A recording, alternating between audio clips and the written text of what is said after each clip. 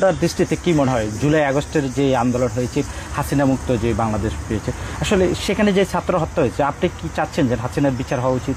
আসলে এই প্রশ্নটা কমপ্লিকেটেড। কি বলে, আমি আপনাকে প্রশ্নটা সরাসরি করেছি, আপনি সরাসরি। হ্যাঁ, আমি সরাসরি উত্তর দিলাম। আপনি যে হাসিনার যে হুকুমদাতা হিসাবে জুলাই আগস্টের যে হত্যাকাণ্ড হয়েছে, আপনি কি হাসিনার বিচার চাচ্ছেন কিনা? না, বিচার আমি ওভাবে চাইতে পারবো না।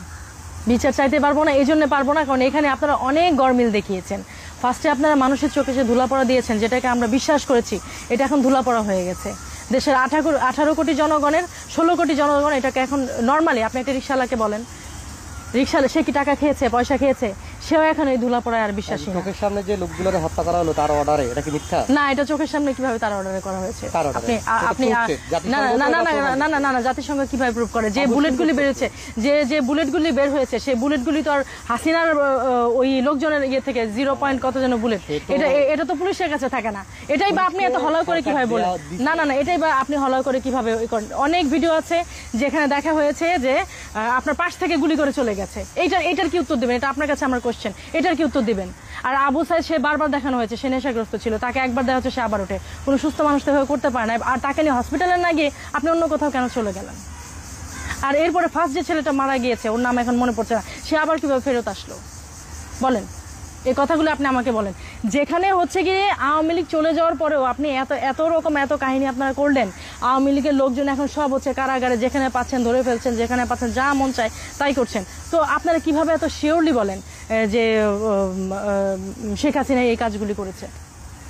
আর ফ্যাসিস্ট যদি হবে তাহলে তো সবাইকে ধরে ফেলার কথা।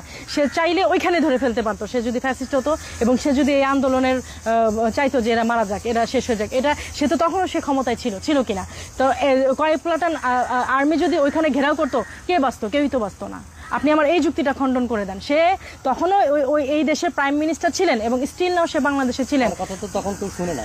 হ্যাঁ, না, তখন কেউ শুনে, স্টুডেন্টরা শুনে না, কিন্তু তার যে মন্ত্রী পরিষদ, তার যে পুলিশ বাহিনী, তার যে আর্মি, সবাই শোনে।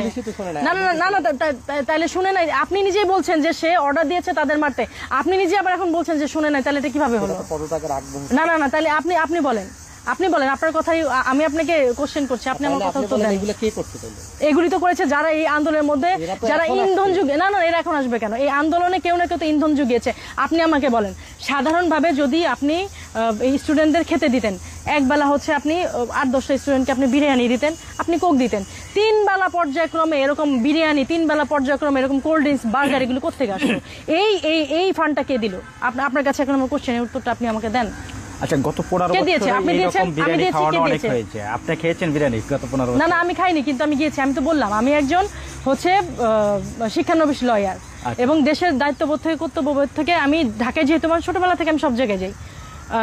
আচ্ছা, এই জন্য আমি এক বাক্যে কিন্তু বলতে পারতাম যে হ্যাঁ ফ্যাসিস্ট বিরোধী আন্দোলন, এক বাক্যে এখন বলতে পারছি না। কারণ কি জানেন, এখন ফ্যাসিস্ট বলে যাকে হচ্ছে তাড়িয়েছে, তার সাথে 14 গুণ বেশি ফ্যাসিবাদী, ওই যে বললাম মব রাইডার, তারা নিজেরাই হয়ে গেছে। এই জন্য আমি আসলে এক বাক্যে বলতে পারছি না যে এই যে অভ্যুত্থান, এটা কোনো অভ্যুত্থান হয়নি, এটা লাভ অভ্যুত্থান হয়েছে। মানে তারা নিজেরা লাভবান হয়েছে, এখানে আমাদের কোনো স্বার্থ নেই, কিছু নেই।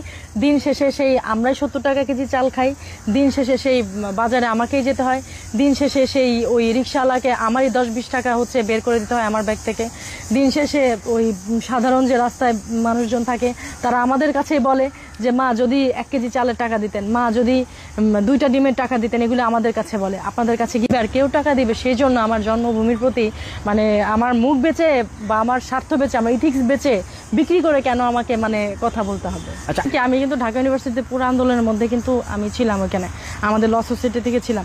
দেখেন, এটা কিন্তু আচ্ছা শুনুন, আপনি কি আন্দোলনে যুক্ত হয়েছিলেন? মানে না, আমি ওখানে গিয়েছিলাম দেখার জন্য।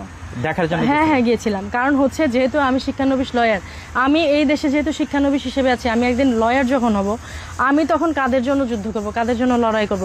অবশ্যই আমার দেশের জন্য। এবং এটা গতানুগতিক ওয়েতে যদি কখনো আমার ইয়েতে এসে পড়ে, আমার এখতিয়ারে এসে পড়ে, তখন আমি কি করব?